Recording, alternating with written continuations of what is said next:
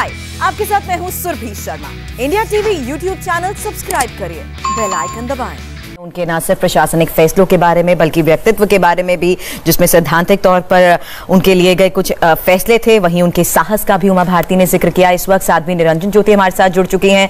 साध्वी जी, हमें वक्त देने के लिए शुक्रिया आपका। और जितना हम उनके बारे में जान रहे हैं, ये भी समझ पाए हैं कि कई बड़े फैसले ही वजह रहे हैं कि बीजेपी ने मंडल और कमंडल दोनों की सवारी के लिए कल्याण सिंह को हमेशा आगे किया।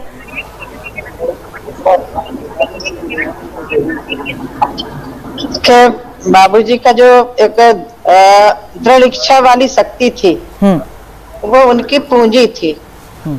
और मैं मानती हूँ कि जनसंघ के समय से लेकर के बाबूजी ने उत्तर प्रदेश में पार्टी को खड़ा करने में, समाज को जोड़ने में, दबे कुचलों की आवाज।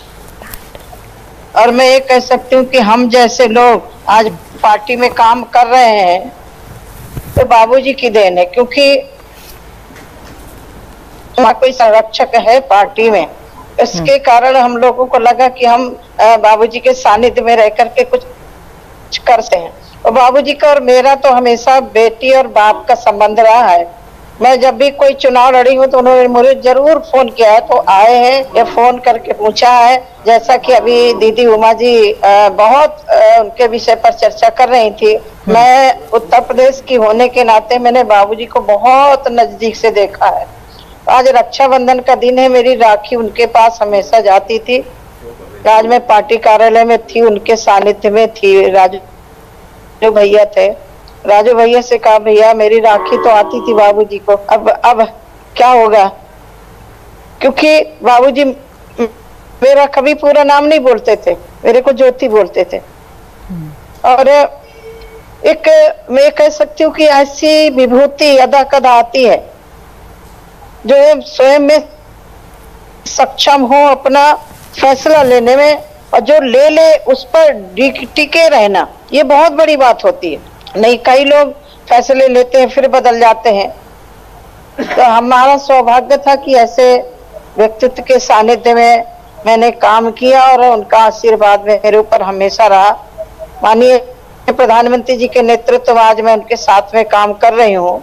सेम बाबूजी के समय जब मैं राजनीति में आई, बाबूजी मुख्यमंत्री थे 95 के आसपास, मुझे याद नहीं है। मुझे कहा साध्वी जी राजनीति में आप काम कर रही हैं तो आप ये भी काम करिए, ये भी सेवा का अवसर है। तो मुझे लगा कि मैं अभी मना कर दूं। मैंने मना कर दिया। मैंने कहा बाबूजी मैं अभी राम जन्मभूमि के लिए लगी हूँ। राम जन्मभूमि के नाते बाबूजी का जो सानिध्य मिला, ये बात सही है कि सत्ता मिलना बहुत कठिन होता है, फिर उसका मोह त्यागना बहुत कठिन होता है। लेकिन बाबूजी ने तिनके के समान राम भक्तों की रक्षा के लिए, राम मंदिर के लिए गद्दी को एक सेकंड नहीं लगाया, छोड़ दिया जी। यही बाबूजी का जो एक त्याग है जी। कार्यकर्ता कभी अपने आप को अनाथ नहीं महसूस करता था। आज मैं उत्तर प्रदेश पार्टी कार्यालय में थी तो मुझे लग रहा था कि एक हमारा अभिभावक हमारे बीच से चला गया जी। हम बैठ के जाते थे, बाबूजी से बात करते थे।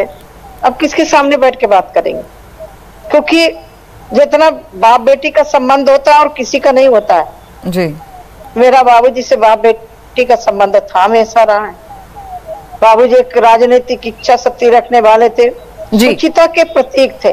राजनीति कैसे की जाती है, सुचिता उनके जीवन में थी, पवित्रता उनके जीवन में थी। उत्तर प्रदेश में बाबूजी को 2 नामों से हमेशा स्मरण किया जाएगा। शिक्षा के क्षेत्र में परिवर्तन लेना है, फैसला लेना है जी। उसमें वे बेहिचक उन्होंने शिक्षा में परिवर्तन किया, नकल अध्यादेश का। इन्हीं फैसलों का हर कोई जिक्र कर रहा है और आपने हमें वक्त दिया। साध्वी जी, बहुत बहुत शुक्रिया आपका इंडिया टीवी से बातचीत के लिए। भावुक भी हैं, दुखद है, और निधन की खबर से तो सभी दुखद हैं, लेकिन किस तरीके से उनका योगदान रहा है और कैसे सभी उनको हमेशा याद करते आए हैं। तभी प्रधानमंत्री ने भी ये कहा कि उनका जो योगदान है पीढ़ियां उसे हमेशा याद रखेंगी। तो सबका अनुभव कैसा रहा, आज हम यही जानने की कोशिश कर रहे थे।